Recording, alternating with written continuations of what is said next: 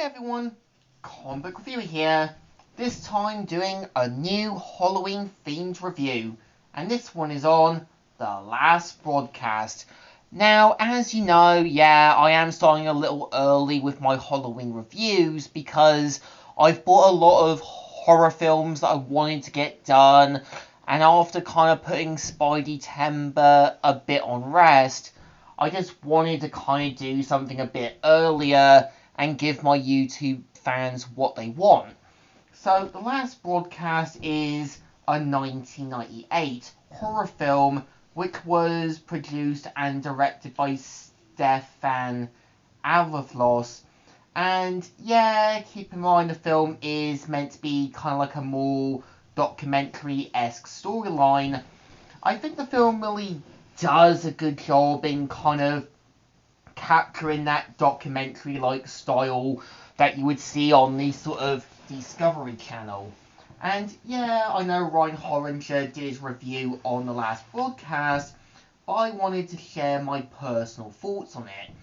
So the premise of the film The Last Broadcast is meant to follow a documentary-like film that is being filmed and made by a guy called David, who does his investigation on the sort of murder of the TV show hosts from Fact and Fiction, who are basically Steven and Lucas. And we see how, Steven and Lucas' show starts off success on public access TV, and you can kind of tell they need something to kind of reboost their sales. And after getting a sort of idea from one of their fans about the Jersey Devil, we see how they get help from a sort of person who claims that they're a psychic known as James. And I think James's character isn't badly written.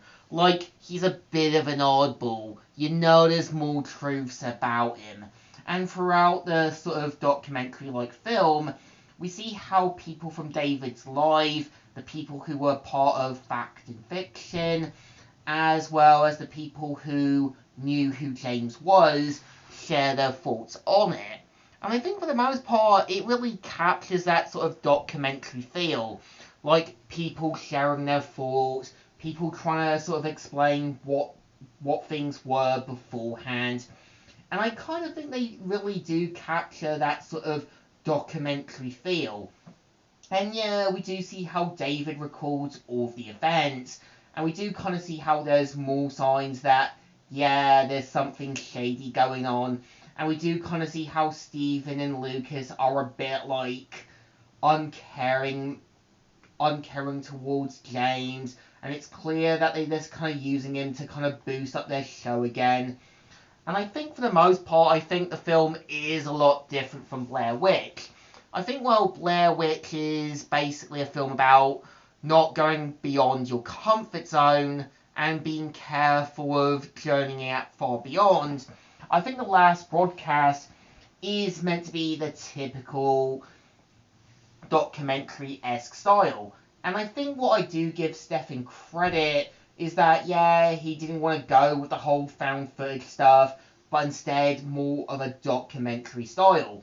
And we do kind of see how, people who've talked about the sort of show Facts and Fiction, we kind of see how people who knew James and Jim, and the people who knew Stefan and Lucas, I think it really captures that whole documentary-esque feel, where there's going to be people who've known things, people who saw the early warnings, and people who've sort of understood that, there was more going on than what there seems.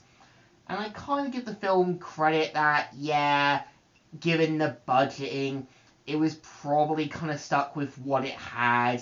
And keep in mind the film did come out basically in America in October 23rd, 1998.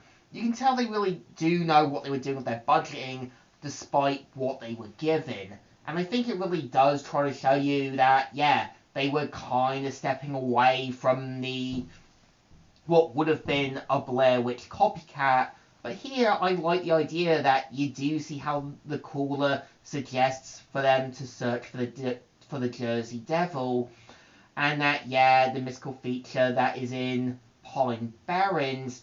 But again, it's a different premise. It's meant to show that, yeah, sometimes there's more truths about the documentaries, and there's more that people could and might have done had things been different.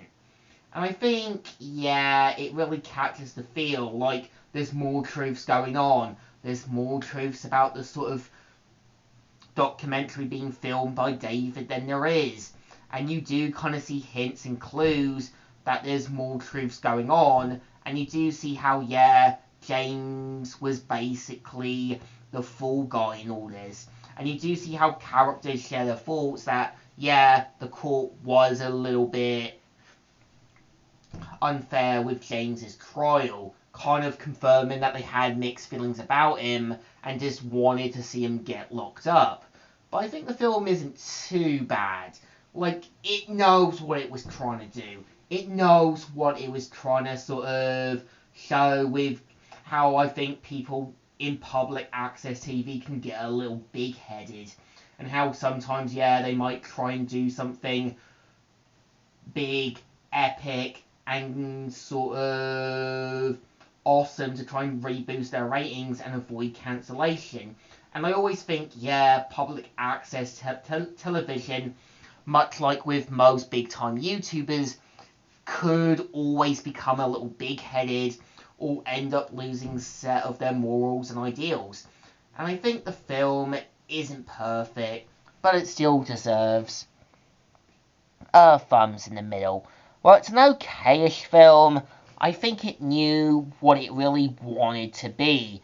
And yeah, like I said, Blair Witch Project did its thing. I think The Last Broadcast was a film with little to no budgeting, but it knew what it had to have done.